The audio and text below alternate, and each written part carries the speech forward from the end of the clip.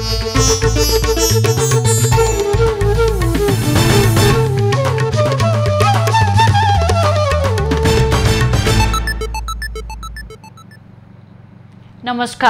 यो एभिन्यूज खबरको संकेत हो।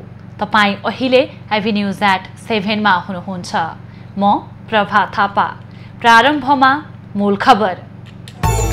सल्यानको खारखोला नजिकै बस दुर्घटना हुँदा 12 जनाको मृत्यु, 18 जनाको अवस्था गम्भीर।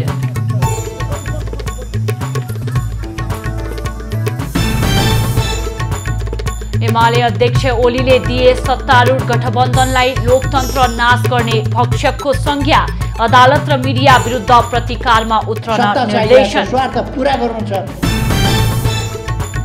छिमेकी देशलाई विद्युत बिक्री गर्न बाटो खुलेको ऊर्जा मन्त्री भुसालको भनाई। देशकै व्यापार घाटाको अवस्थामा सुधार गर्ने दाबी।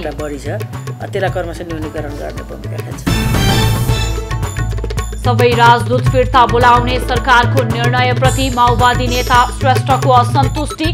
दक्षताका आधारमा साझा व्यक्तिलाई राजदूत बनाउन सुझाव। मिथिला क्षेत्रमा भव्यताका साथ मनाइने छठ पर्वको तयारी सुरु। डोटीमा मनाइयो भोस्सो जात्रा।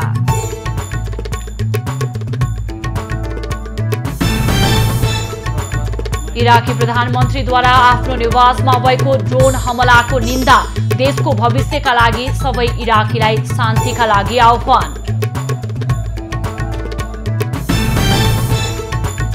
र अफगानिस्तानलाई 8 विकेटले हराउँदै न्युजिल्यान्ड T20 विश्वकपको सेमिफाइनलमा भारत एक खेल अघि नै बाहिरियो।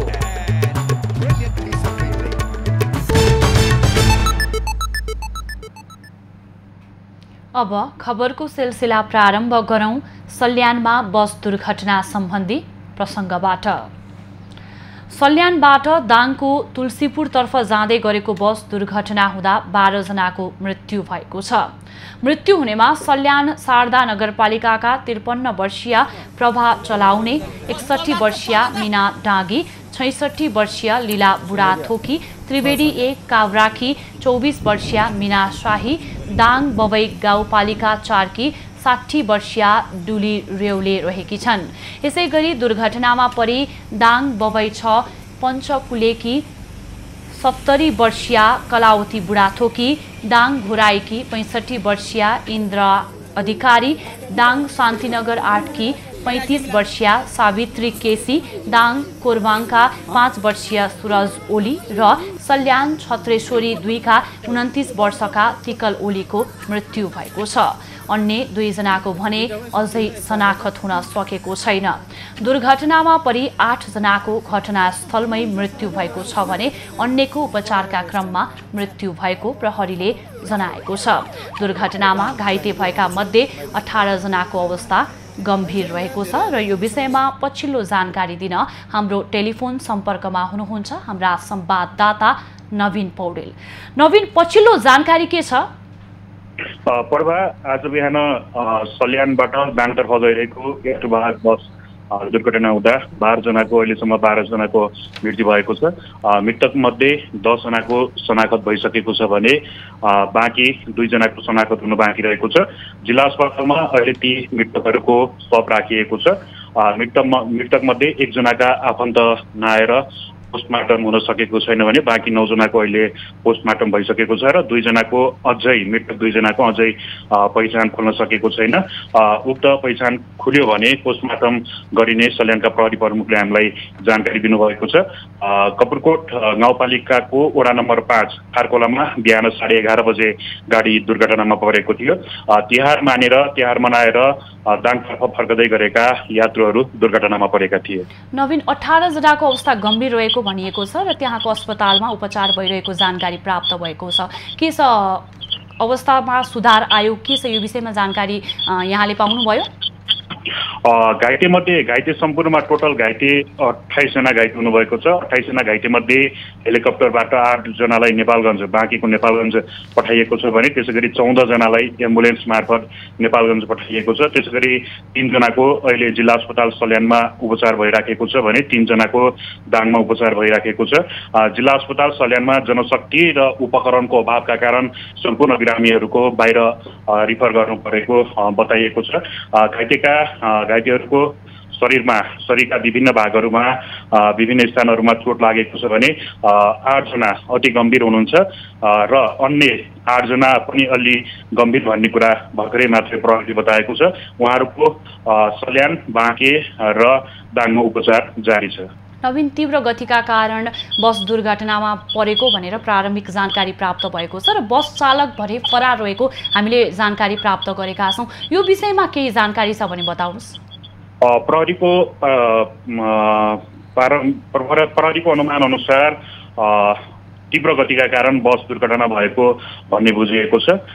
त्यसैगरी त्यहाँ रहेका घाइते यात्रुहरूले अत्याधिक गाडी एकदमै बस तीव्र गतिमा थियो, त्यही कारण दुर्घटना भएको भन्ने बताएका छन्। जहाँ दुर्घटना स्थल थियो त्योभन्दा केही किलोमिटर अगाडि पनि गाडी दुर्घटना हुन खोजेको थियो र चालकले बचाएका थिए। यात्रुहरूले चालकलाई गाडी अलि बिस्तारै कुदाउनुहोस् भन्दा पनि चालकले नमानेको भन्ने कुरा हामीले बुझेका छौँ। जुन यात्रुहरू हुनुहुन्थ्यो यात्रुहरूले पटक पटक बारम्बार गाडीको स्पिड कम गर्नुहोस् भन्दा पनि चालकले मानेका थिएनन् र सोही कारण अत्याधिक गतिका कारण, तीव्र गतिका कारण दुर्घटना भएको हो। चालक अहिले फरार रहेका छन्। चालकको खोजी कार्य जारी रहेको छ। प्रहरीले पनि चालकको खोजी गर्नको निम्ति, खोजी कार्यको निम्ति आफ्ना सम्पूर्ण प्रहरी युनिटहरूमा चाहिँ खबर गरेको छ। धन्यवाद नवीन। र पछिल्लो अध्यावधिका लागि यहाँसँग हामी फेरि जोडिनेछौँ। उहाँ हुनुहुन्थ्यो हाम्रा संवाददाता नवीन पौडेल र सल्यानबाट दाङको तुलसीपुरतर्फ जाँदै गरेको बस दुर्घटनामा पर्दा 12 जनाको मृत्यु भएको छ भने 18 जनाको अवस्था गम्भीर रहेको छ। यो विषयमा पछिल्लो जानकारी हामीले लिँदै थियौँ। अब बाँकी खबर। पूर्व पश्चिम राजमार्ग अन्तर्गत मकवानपुरको हेटौँडा उपमहानगरपालिका 19 स्थित नेवार पानीमा देउसी खेलिरहेकालाई बसले ठक्कर दिँदा 2 जनाको मृत्यु भएको छ। अन्य 5 जना घाइते भएका छन्। हेटौँडाबाट नारायणगढतर्फ जाँदै गरेको बागमती प्रदेश 03-001 ख 0936 नम्बरको बसले अनियन्त्रित भएर देउसी खेलिरहेकाहरूलाई ठक्कर दिँदा हेटौँडा 15 का करिब 20 वर्षीय सुजन विष्ट र चितवन घर भएका 34 वर्षीय प्रेम बहादुर सिंहको घटनास्थलमै मृत्यु भएको हो। घाइतेहरूको हेटौँडाको चुरे हिल अस्पतालमा उपचार भइरहेको छ। 2 जनालाई थप उपचारका लागि चितवन पठाइएको छ। बाटो नजिकै रहेको घरमा देउसी खेलिरहेकाहरूलाई अनियन्त्रित भई आएको बसले ठक्कर दिएको हो। ठक्कर दिने बसमा स्थानीयले आगजनी गरेका छन्। नेकपा एमालेका अध्यक्ष केपी ओलीले सत्तारूढ 5 दलीय गठबन्धनलाई लोकतन्त्रको नाश गर्ने भक्षकहरूको संज्ञा दिएका छन्। आइतबार काठमाडौँमा आयोजित कार्यक्रममा अध्यक्ष ओलीले 5 दलीय सत्तारूढ गठबन्धन लोकतन्त्रको रक्षक नभई भक्षक भएको आरोप लगाएका हुन्। एमाले यो अठोटमा भएको हुनाले नै लोकतन्त्र जीवित छ, होइन भने यो अहिले 5 दलीय गठबन्धन भन्ने छ नि, बर्खा राधे राधे लगाएका हुन् कि राम राम लगाएका हुन् कि कृष्ण कृष्ण लगाएका हुन् कि यी सबै लोकतन्त्रका भक्षकहरू हुन्, बक्सीहरू हुन्। यिनीहरू लोकतन्त्रका मूल्य मान्यता होइन, यिनीहरूलाई सत्ता चाहिएको छ, स्वार्थ पुरा गर्नु छ, देश होइन। गठबन्धनलाई देश र संविधान समेत नचाहिएको ओलीको भनाइ छ। देश, लोकतन्त्र र संविधानको रक्षा एमालेले मात्रै गर्ने भन्दै ओलीले एमाले नभएको भए यसअघि नै 17 साल दोहोरिने ठोकुवा समेत गरेका छन्। अध्यक्ष ओलीले एमाले विरुद्ध अन्तर्राष्ट्रिय शक्ति, अदालत र मिडिया समेत योजनाबद्ध रूपमा लागेको भन्दै कार्यकर्ताहरूलाई प्रतिकार गर्न निर्देशन दिएका छन्। म साथीहरूलाई, दाजुभाइ दिदीबहिनीहरूलाई भन्न चाहन्छु, हामी हुँदैनथ्यौँ भने, एमाले हुँदैनथ्यो भने 17 साल अस्ति नै आइसक्यो। तर यहाँ एमाले छ, त्यस कारण 17 साल आउन सक्दैन। अध्यक्ष ओलीले पूर्व प्रधानमन्त्री डाक्टर बाबुराम भट्टराईले जनयुद्ध कालमा आफ्नो छोराछोरीलाई कसरी बेलायतमा पढाउनु कसरी विदेश घुम्नुभयो भन्दै उनको नियतमाथि पनि प्रश्न उठाएका छन्। बाउको नाउँ त चाहिन्छ, बाउको नागरिकता चाहिन्छ, अनेक चिज चाहिन्छ, नागरिकता पाउन, पासपोर्ट पाउन, सबै चिज पाउन। यस्तो पासपोर्ट कुन पासपोर्टबाट जानुभएको थियो, कहाँ भिसा लागेको थियो, बाबुरामजी बताउनुहोस् त। तपाईँका छोराछोरीले बेलायतको शिक्षा जहाँ कमसेकम 2-4 लाख 5 लाख महिनाको खर्च हुन्छ, छोराछोरी कसरी पढाउनु भएको थियो, कहाँको आम्दानीले भूमिगत हिँड्दाखेरि। अध्यक्ष ओलीले गीत, कला, साहित्य सबैको माध्यमबाट आफ्नो पार्टीमाथि गरिएका गलत प्रचारको खण्डन गर्न पनि नेता कार्यकर्तालाई सचेत गराए। राष्ट्रपति विद्यादेवी भण्डारी र नेकपा एमालेका अध्यक्ष केपी ओली बीच आज भेटवार्ता भएको छ। राष्ट्रपति भवन शीतल निवासमा करिब 2 घण्टा भएको भेटवार्तामा नेकपा एमालेको आसन्न महाधिवेशन र समसामयिक राजनीतिक परिस्थितिबारे छलफल भएको बताइएको छ। भेटमा राष्ट्रपति भण्डारीले नेकपा एमालेको चितवनमा हुने महाधिवेशनका विषयमा चासो राखेको बुझिएको छ। भेटमा ओलीले महाधिवेशनका लागि अहिलेसम्म भएको तयारी लगायतका विषयमा राष्ट्रपति भण्डारीलाई जानकारी गराएका छन्। राष्ट्रपति निर्वाचित भएपछि पनि भण्डारीले नेकपा एमालेको आन्तरिक राजनीतिमा चासो राख्दै आएकी छन्। पार्टी विभाजन अघि दुवै समूहका नेतालाई शीतल निवासमा बोलाएर उनले सहमति खोज्न आग्रह समेत गरेकी थिइन्। चाडपर्व सकिए लगतै राष्ट्रपति भण्डारीलाई भेट्न ओली शीतल निवास पुगेका हुन्। ऊर्जा, जलस्रोत तथा सिंचाई मन्त्री पम्फा भुसालले भारत र बंगलादेश लगायतका छिमेकी देशहरूलाई विद्युत बिक्रीको बाटो खुलेको बताएकी छन्। भारतसँग विद्युत व्यापार सुरु भइसकेको र बंगलादेशसँग सकारात्मक ढङ्गले कुरा अघि बढिरहेको मन्त्री भुसालले बताएकी हुन्। उनले जलविद्युत क्रमशः बढ्दै गएकाले आन्तरिक खपत बढाउनु पर्ने बताउँदै विद्युत व्यापारले देशकै व्यापार घाटाको अवस्थामा सुधार गर्ने पनि बताइन्। फेरि हामीसित बढी नै एनर्जी हुने कुराको चाहिँ अब निर्यात गर्न सक्ने, निर्यात गर्न पाउने एउटा नयाँ स्थितिमा पुगेका छौँ। यसले विद्युतको व्यापार मात्रै हुन्न, हाम्रो देशको जो व्यापार को जो असन्तुलनको स्थिति छ, व्यापार घाटा बढी छ, त्यसलाई क्रमशः न्यूनीकरण गर्ने भूमिका खेल्छ। मन्त्री भुसालले भान्सामा प्रयोग हुने एलपी ग्यास लगायतका ऊर्जाहरूलाई विद्युतले विस्थापित गर्न सके देशको व्यापार घाटा कम हुने बताएकी छन्। नेपाल कृषि प्रधान देश भएकाले सतह सिंचाई, ग्राउन्ड वाटर वा लिफ्ट सिंचाई गरेर खेती योग्य जमिनमा सिंचाई पुर्याउने उनको भनाइ छ। मन्त्री भुसालले उद्योगहरूलाई अब चाहिए जति विद्युत दिन सक्ने बताउँदै ऊर्जा खपत गर्ने उद्योगलाई नयाँ सोचका साथ अघि आउन आग्रह गरिन्। आन्तरिक खपतको लागि विद्युत महसुल घटाएको उनको भनाइ छ। आवश्यक पर्ने चार्जिङ लगायतका भौतिक संरचना छिटोभन्दा छिटो मतलब हामीले सरकारले बनाउने कुराबाट चाहिँ विद्युतको एउटा ठुलो खपत यातायातमा हुनेछ, उद्योगमा हुनेछ, कृषि र मतलब उसमा सिँचाइमा हुनेछ र डोमेस्टिक कन्जम्सनबाट अगाडि बढ्नेछ। सवारी साधन खरिद गर्दा विद्युतीय सवारी साधनलाई प्रोत्साहन दिने बताउँदै पेट्रोलियम पदार्थ र एलपी ग्यासलाई विस्थापित गर्न सके नेपालको व्यापार घाटामा सुधार हुने पनि मन्त्री भुसालको भनाइ छ। नेकपा माओवादी केन्द्रका नेता नारायण काजी श्रेष्ठले 5 दलीय गठबन्धनसँगको असन्तुष्टि पुनः सार्वजनिक गरेका छन्। सामाजिक सञ्जाल फेसबुकमा श्रेष्ठले सत्तारूढ 5 दलीय गठबन्धन यथास्थितिवादी र परम्परागत शैलीमा चलेको आरोप लगाएका हुन्। आइतबार बिहान आफ्नो धारणा सार्वजनिक गर्दै श्रेष्ठले विगतमा भएका आन्दोलनका क्रममा बैठकहरूमा हुने आफ्नो अनिवार्य उपस्थिति अहिले बिस्तारै कम हुँदै गएको पनि बताएका छन्। 5 दलीय गठबन्धन भए पनि अहिले शीर्ष नेतामा सीमित रहेको बताएका उनले सत्तामा पुगिसकेपछि बैठकमै बोलाउन छाडिएको गुनासो गरेका छन्। अघिल्लो सरकारका सबै नियुक्ति खारेज गर्न नहुने धारणा राखिसकेपछि अन्य बैठकमा सहभागिताको अवसर नपाएको पनि श्रेष्ठको भनाइ छ। नेता श्रेष्ठले राजदूत फिर्ता बोलाउने बारेमा भएको छलफलमा आफूले सक्षम व्यक्तिहरूलाई फिर्ता गर्न नहुने धारणा राखेको उल्लेख गरेका छन्। सबै राजदूतलाई एकमुष्ट फिर्ता बोलाउँदा परम्परा नै बसेर त्यसले दीर्घकालसम्म प्रभाव पार्ने उनको भनाइ छ।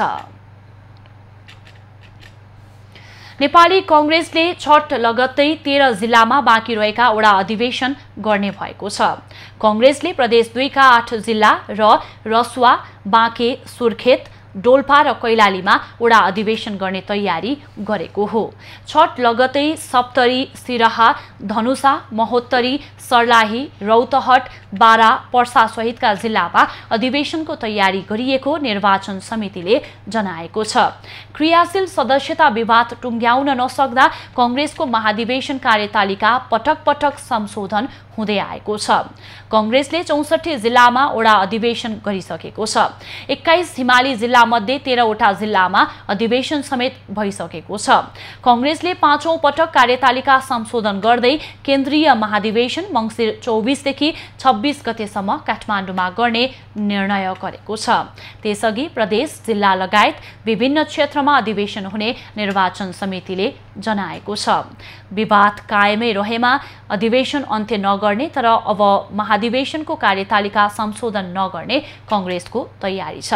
सभापति शेरबहादुर देउवाले पनि अब कार्यतालिका संशोधन नहुने बताउँदै आएका छन्।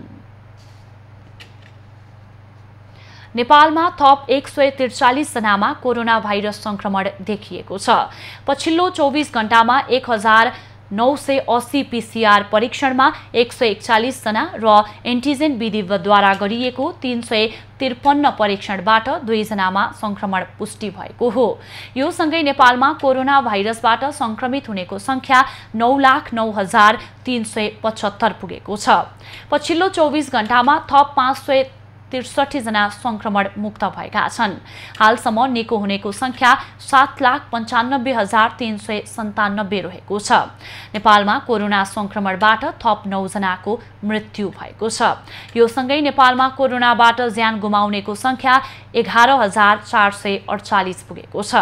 देशभर हाल सक्रिय संक्रमितको संख्या 7,713 जना रहेका छन्, जसमध्ये 7,124 जना होम आइसोलेसनमा रहेका छन् भने 589 जना संस्थागत आइसोलेसनमा रहेका छन्।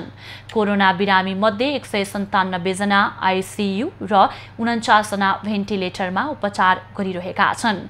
यस्तै 10 वर्ष मुनिका 5 बालबालिकामा कोरोना संक्रमण पुष्टि भएको छ भने 11 देखि 20 वर्ष उमेर समूहका 7 जना कोरोना संक्रमित थपिएका छन्। पछिल्लो 24 घण्टामा सबैभन्दा धेरै काठमाडौँमा 53, भक्तपुरमा 12, रूपन्देहीमा 10, ललितपुरमा 9, सुनसरीमा 6, धनुषा र बाँकेमा 4 जनामा कोरोना संक्रमण पुष्टि भएको छ। खबरको सिलसिला अझै जारी छ, हामी सँगै रहनुहोला। अब बाँकी खबर। मिथिलामा लोक आस्थाको महापर्व छठको तयारी सुरु भएको छ। मिथिलाको प्राचीन राजधानी रहेको जनकपुर धाममा छठ पर्वको तयारी सुरु भएको हो। जनकपुरको पोखरीहरूलाई अहिले सजाउने कार्यहरू धुमधाम सुरु भएको छ भने जनकपुरको रामायणकालीन पोखरीहरू धनुष सागर, गंगा सागर, अंगराज सरोवर लगायतका पोखरीहरूमा भव्य रूपमा छठ पर्व हुने गरेको छ। यसलाई अहिले विभिन्न पोखरीहरूमा रहेको छठ पूजा समिति तथा स्थानीय युवा क्लबहरूले सजाउन थालेका छन्। गंगा सागर छठ कमिटीले प्रत्येक साल पण्डाल र बिजुली लगाइरहेछ र जनतालाई सेवा दिइरहेछ। जहाँ पनि जो तकलिफ नहोस्, कुनै किसिमको वातावरणमा नहोस् झगडाझाटी हैन, त्यसको लागि हामीले व्यवस्था गरिरहेको छु। पुरै कमिटीले यहाँ समाजको अनुसारले जस्तो हुन्छ त्यसको सीमा लगाएर बसाएर धूप अगरबत्ती गरेर अलिकति मसुल लिएर बिजुलीको पण्डालको प्रत्येक साल गरिरहेको छु हामीहरूले। स्थानीय क्लबहरूले स्थानीय स्तरबाट सहयोग जुटाएर पोखरीहरूलाई सजाउने कार्य गरिरहेका हुन्। ग्रामीण क्षेत्रमा भएका पोखरी, नदी तथा सरोवरहरूको सरसफाई तथा सौन्दर्यकरणको काम पनि सुरु भएको छ। गंगा सागर छठ पूजा समितिले गंगा सागरको छेउमा छठका लागि घाट निर्माण कार्यलाई तीव्र गतिमा अघि बढाएको छ। गंगा सागरमा 4000 भन्दा बढी मानिस एकसाथ बसेर छठ पर्व मनाउन सक्ने गरी तयारी गरिएको छ। आएर यहाँ पूजा अर्ध दान गर्छन् र त्यसलाई शान्ति सुरक्षादेखि सौन्दर्यकरणसम्मका स्थानीय युवा र मिता समाज समितिको सहयोग रहेका छन् र यसलाई मिलाउनका लागि हामी स्थानीय प्रशासन र व्यापारीहरूसँग पनि हामी समन्वय गरेर यसलाई व्यवस्था मिलाइराखेका छौँ। यो एउटा आस्थाको केन्द्रबिन्दुको पर्व हो। हिन्दूहरूको महान पर्व भएकोले, सबैभन्दा ठुलो पर्व भएकोले यसलाई शान्ति सुरक्षा र सौन्दर्यकरण सहितका हामी सम्मानजनक यसलाई व्यवस्थापन मिलाइराखेका छौँ। निष्ठापूर्वक 4 दिनसम्म मनाइने छठ पर्व सोमबार नहाया खाया विधिबाट सुरु गरिन्छ। छठ पर्व अत्यन्तै निष्ठापूर्वक मनाइने भएकाले यसलाई सबैभन्दा कठोर पर्वको रूपमा समेत लिने गरिएको छ। यस पर्वमा व्रतालुले पहिलो दिन नहाया खाया गर्छन् भने दोस्रो दिन खरना, तेस्रो दिन डुब्दै गरेको र चौथो दिन उदाउँदै गरेको सूर्यलाई अर्घ दिइने प्रचलन रहेको छ। तिहारको भाइटिकाको भोलिपल्ट लाग्ने डोटीको जोरायल मेला सकिएको छ। डोटीका स्थानीयले शक्तिशाली मान्ने देवता चढेउली थानलाई खुसी पार्न प्रत्येक वर्ष डोटीको जोरायलमा मेला लाग्ने गर्दछ।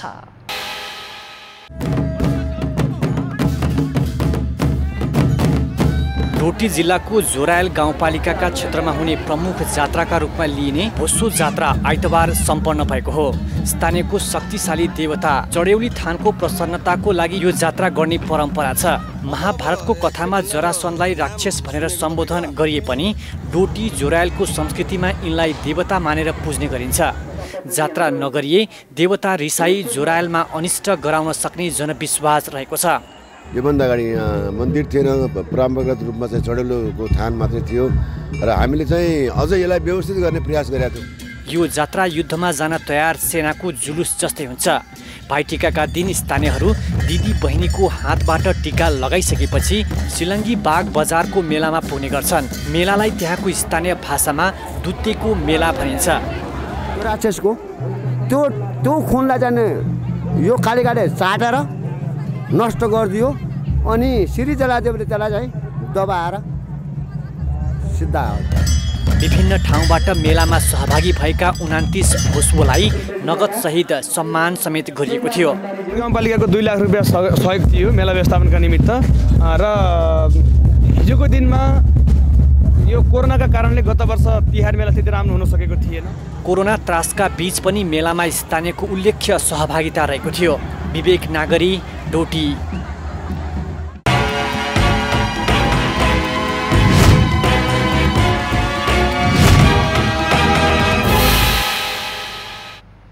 बागलुङमा 300 वर्षदेखि बसोबास गर्दै आएका नेवार समुदायलाई आफ्नो भाषा संस्कृति जोगाउन हम्मे हुन थालेको छ। अधिकांश नेवार समुदायका मानिसहरू काम र रोजगारीका क्रममा देशका विभिन्न सहर र विदेशमा पुगेपछि नेपाल सम्बत महपूजा जस्ता परम्परा धान्न समेत कठिन देखिएको हो। नयाँ पुस्ताले पुराना संस्कृतिसँगै जातीय पहिचानसँग सम्बन्धित अधिकांश कुरा बिर्सेको भन्दै पाका पुस्ताले चिन्ता प्रकट गर्ने गरेका छन्। बच्चाहरू चाहिँ अब उच्च शिक्षाको लागि सहरमा अथवा राजधानीतर्फ जाने र त्यो भएको कारणले यहाँ चाहिँ जति पनि कला संस्कृति सिकेका बालबालिकाहरू र अरू योग्य नागरिकहरू थिए तिनीहरू पनि अब कतिपय यहाँबाट काठमाडौँतर्फ पुनर्स्थापन हुन पुगेको त्यो किसिमको भएको कारणबाट चाहिँ अहिले चाहिँ गाह्रो भएको अवस्था छ। हाम्रो कला संस्कृति जगेर्ना गर्न जति सजिलो हुन्छ अब उहाँहरूले साथ छोड्दै जाने र पुरानो पुस्ताहरू चाहिँ नि यहाँबाट लोप हुँदै जाने गर्दाखेरि संस्कृति नाश हुन सक्छ, संस्कृति हराउन सक्छ। कला र संस्कृति नै लोप हुँदै जाने अवस्था आएकाले अभिभावकले सन्तानलाई आफ्नो पहिचानसँग सम्बन्धित विषयमा ज्ञान दिनुपर्ने माग समेत उठेको छ। यो नेवारी समुदायको मात्र होइन समग्र राष्ट्रकै प्रतिनिधित्व गर्छ। अब यो संस्कृति नेवारी संस्कार र संस्कृतिहरूलाई संरक्षण गर्नको लागि त्यो संस्कार र संस्कृतिलाई नयाँ पुस्तामा हस्तान्तरण गरेर युवा पुस्ताहरूलाई पनि त्यो संस्कार र संस्कृतिप्रति चेतना जागृत गराएर उनीहरूलाई चाहिँ क्रियाशील बनाउँदाखेरि नै नेवारी संस्कार र संस्कृतिलाई चाहिँ संरक्षण गर्न सकिन्छ। स्थानीय सरकार बनेपछि भाषा, कला, संस्कृति संरक्षणको नाममा लाखौं बजेट आए पनि त्यसको संस्कृति जगेर्ना गर्ने कार्यमा समुचित प्रयोग हुन सकेको छैन। नेपाल सम्वत 1142 बागलुङ सदरमुकाममा मनाइए पनि अन्य गतिविधि भने नगण्य मात्रामा भएका छन्। कोरोना संक्रमण दर घट्दै गएपछि नेपाल आउने पर्यटकको संख्या बढेको छ। नेपाल पर्यटन बोर्डले सार्वजनिक गरेको तथ्याङ्क अनुसार जनवरीदेखि अक्टोबरसम्म 33 देशबाट 1,148 जना पर्यटक नेपाल भित्रिएका हुन्। कोरोना संक्रमणको दर कम हुँदै गएपछि सरकारले पर्यटकका लागि आगमन खुल्ला गरेपछि पर्यटकको आगमन दर वृद्धि हुँदै गएको छ। अक्टोबरमा 23,284 जना र सेप्टेम्बर महिनामा मात्र 35 राष्ट्रबाट 9,998 जना पर्यटक नेपाल भित्रिएका छन्। यसअघि जुलाई महिनामा 2,991 आएका थिए। अगस्टमा 6,000 पर्यटक नेपाल आएको तथ्याङ्क बोर्डसँग रहेको छ। जनवरीदेखि हालसम्म नेपाल भित्रिएका पर्यटक मध्ये अमेरिकाबाट धेरै रहेका छन्। 33 देशबाट नेपाल आएका पर्यटक मध्ये 15.54% अर्थात् 15,565 जना अमेरिकी रहेका छन्। सीमाका कारण भारतीय पर्यटकको तथ्याङ्क बढी भए पनि चीन र बेलायतबाट समेत उल्लेख्य मात्रामा पर्यटक भित्रिएको बोर्डले जनाएको छ। कोरोना संक्रमणको जोखिम कम भएसँगै लुम्बिनी क्षेत्रमा आन्तरिक तथा बाह्य पर्यटकको आवागमन बढ्ने अनुमान गरिए पनि सडकको अवस्थाले समस्या भएको छ। लुम्बिनी क्षेत्रमा पुग्ने सडक मार्गहरू मर्मत र विस्तारको काम चलिरहेकाले लुम्बिनी क्षेत्रमा आन्तरिक र बाह्य पर्यटकको आवागमन सहज हुन सकेको छैन। सडकको अवस्थाले पर्यटकीय मौसममा पनि लुम्बिनी क्षेत्रका होटल पर्यटन व्यवसायीले लाभ लिन सकेका छैनन्। कलेजहरूका टुरहरू लुम्बिनीमा एकदम ठुलो सङ्ख्यामा आउनुहुन्थ्यो अनि विभिन्न सङ्घ संस्था सहकारीहरूको ठुलो सङ्ख्यामा आउनुहुन्थ्यो। उहाँहरूको आगमन चाहिँ ठुलो मात्रामा नभए पनि केही हदसम्म चाहिँ यसपालि आउनुहुन्छ कि भन्ने हाम्रो अपेक्षा छ, आउनुहुन्छ भन्ने अनुमान पनि छ।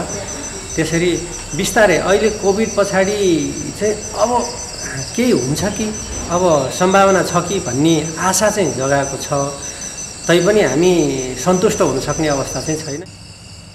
लुम्बिनीलाई गौतम बुद्ध अन्तर्राष्ट्रिय विमानस्थलले पनि सिधा हवाई उडान मार्फत जोड्दैछ। यसले आन्तरिक तथा बाह्य पर्यटक पनि थपिँदै जानेछ। तर तत्काल पर्यटकको संख्या बढाउन अविलम्ब सडक सुधार गर्नुपर्ने होटल व्यवसायीहरूको माग रहेको छ। अमेरिकामा बसोबास गर्ने नेपालीहरूले धुमधामका साथ तिहार मनाएका छन्। घरदेखि टाढा रहेकाहरूले पारस्परिक स्नेह, सद्भाव र शुभकामना आदान प्रदान गरेर तिहार मनाएका हुन्। अमेरिकामा बसोबास गर्ने नेपालीहरूले पारस्परिक स्नेह, सद्भाव र शुभकामना साट्दै हिन्दूहरूको दोस्रो महान चाड तिहार धुमधामपूर्वक सम्पन्न गरेका छन्। परम्परा अनुसार तिहारको पहिलो दिन काग तथा कुकुर पूजा, दोस्रो दिन गोवर्धन पूजा, तेस्रो दिन लक्ष्मी पूजा र अन्तिम दिन दाजुभाइहरूलाई दिदीबहिनीहरूले टीका तथा माला लगाई मिठो मिठो परिकारहरू खान दिएर आशीर्वाद लिँदै तिहार सम्पन्न गरेका छन्।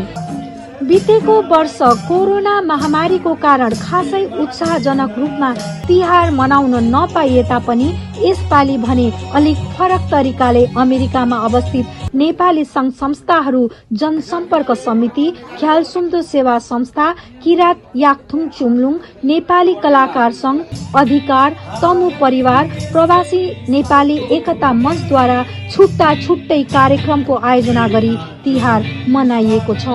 त्यसैगरी परदेशमा बस्ने नेपालीहरूले आफ्नो देशको मौलिक कला संस्कृतिको संरक्षण गर्ने उद्देश्यले नेपाली संस्कृति झल्कने पोसाक टोपी तथा दाजुभाइहरूलाई टीका लगाइदिने उद्देश्यले तिहार विशेष कार्यक्रमको आयोजना गरेको कुरा ख्यालसुम्दो सेवा संस्थाकी संयोजकले बताइन्। हामीले आज ख्यालसुम्दो सेवा संस्था अमेरिकाले चाहिँ नेपालीहरूको यो चाड तिहारको चाहिँ हामीले चाहिँ आयोजना गरेका छौँ। यसले चाहिँ हामी के भन्छ हामी परदेशमा बस्ने हामी नेपालीहरूले चाहिँ आफ्नो देशको चाहिँ कला संस्कृतिको संरक्षण पनि गरौँ होइन र आफ्नो चाडपर्व पनि मनाउँ भन्ने हिसाबले चाहिँ हामी परदेशमा बसेर पनि हामीले चाहिँ यो गरिरहेको छौँ। त्यसैगरी अमेरिकामा भएका पछिल्लो पुस्ताका बालबालिकाहरूले हाम्रो कला संस्कृति नबिर्सिउन् र केही सिकुन् भन्ने उद्देश्यले वर्षेनी देउसी भैलो कार्यक्रमको आयोजना गर्दै आएको कुरा तमु परिवारकी अध्यक्षले बताइन्। आज तमु परिवारले चाहिँ शेरबैकी दुगमा एउटा देउसी भैलो प्रोग्राम सभ्य र भव्य तरिकाले चाहिँ हुँदैछ र यो हाम्रो यो कला संस्कार संस्कृति हाम्रो नानी बालबच्चाहरू जो अमेरिकामा हुनुहुन्छ उहाँहरूले चाहिँ नबिर्सिनु सिकिराख्नु भन्ने हेतुले चाहिँ हामीले वर्षेनी यो प्रोग्राम गर्दै आइरहेको छ। राष्ट्रिय पर्वहरू यति महत्वपूर्ण हुन्छन् कि जसले संसारभरि छरिएर रहेका नेपाली दाजुभाइ दिदी बहिनीहरूलाई एकताको मालामा गाँस्ने गर्दछन्। त्यसैले जब चाड पर्वहरू जति नजिकै आउँदछन् हामी नेपालीहरू त्यति नजिकिन्छौं र हामी 4 जात 36 वर्णको सुन्दर फुलबारी भन्दा पनि बढी अझ सुन्दर देखिन्छौं। सुनिता शर्मा कोइराला, न्युयोर्क। खबरको सिलसिला अझै जारी छ, हामीसँगै रहनुहोला। कार्तिक 29 गतेदेखि आयोजना हुने शहीद स्मारक ए डिभिजन लिगको उद्घाटन खेलमा यसै सिजन बढुवा भएको 7 दोबाटो युथ क्लब र फ्रेन्ड्स क्लब बीच प्रतिस्पर्धा हुँदैछ। अघिल्ला संस्करण 2 स्थानमा आयोजना भएको लिग अब भने 4 स्थानमा आयोजना हुने भएको छ। मनाङ मर्स्याङदी फुटबल क्लबले पोखराको रङ्गशालालाई घरेलु मैदान बनाउँदैछ भने चासल मैदान पनि लिगका लागि प्रयोग गर्ने योजना आयोजक एन्फाले बनाएको छ। मिति समय र भेन्यू चाहिँ हामी यहाँहरूलाई चाहिँ 1 हप्ता अगाडि नै प्रोभाइड गर्छौँ र हामी च्यासलको ग्राउन्ड यिनीहरू गर्ने भएकोले हामीले 3वटा ग्राउन्डमा युज कम्तीमा 3वटा ग्राउन्ड युज गर्छौँ हामी यो फुटबल म्याचेसलाई र पछाडिको 10 राउन्डदेखि 10, 11, 12, 13 चाहिँ 2 दिनमा 7वटा म्याच हुन्छ।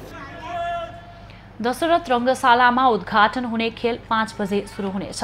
उद्घाटन खेल बाहेक अन्य खेल भने दिउँसो 3 बजे हुनेछन्। दशरथ रङ्गशालाका साथै एन्फा टेक्निकल सेन्टरमा पनि खेल खेलाइनेछ। एन्फा टेक्निकल सेन्टरमा आयोजना हुने पहिलो खेल कार्तिक 30 गते हिमालयन शेर्पा र सङ्खटा क्लब बीच आयोजना हुनेछ। तेस्रो चरणको खेल च्यासलमा गराउने एन्फाले जनाएको छ। यस्तै चौथो खेल स्थलको रूपमा पोखरा रङ्गशाला पनि प्रयोगमा आउने एन्फाले जनाएको छ। लिगमा कुल 13 चरण र 91 खेल हुनेछ।